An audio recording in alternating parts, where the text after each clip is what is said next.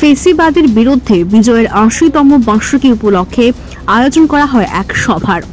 মূলত এই সভায় উপস্থিত ছিলেন প্রাক্তন মুখ্যমন্ত্রী মানিক সরকার, বিরোধী দলনেতা জিতেন্দ্র চৌধুরী সহ আরো অন্যান্যরা। আমাদের পার্টি সারা ভারতবর্ষে আজকের দিনটি বিশেষভাবে উদযাপন করবার জন্য আবেদন জানিয়েছে। তো এর মধ্যে আজকের দিনটি হচ্ছে রবীন্দ্রনাথ ঠাকুরের ১৬৫তম জন্মবার্ষিকী। তাকে বাদ দিয়ে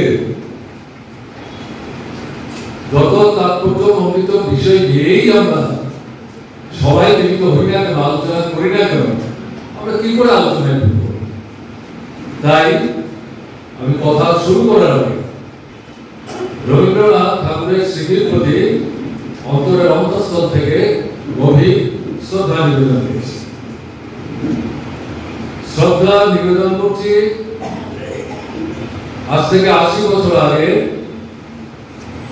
ফেসিবাদের বিরুদ্ধে লড়াইয়ে জীবন বাজি রেখে যারা সাফল্য অর্জন করেছেন, শহীদের মৃত্যুবরণ করেছেন, তাদের স্মৃতিকেও শ্রদ্ধার সাথে বিশেষভাবে আজকের দিনে আমরা স্মরণ করছি।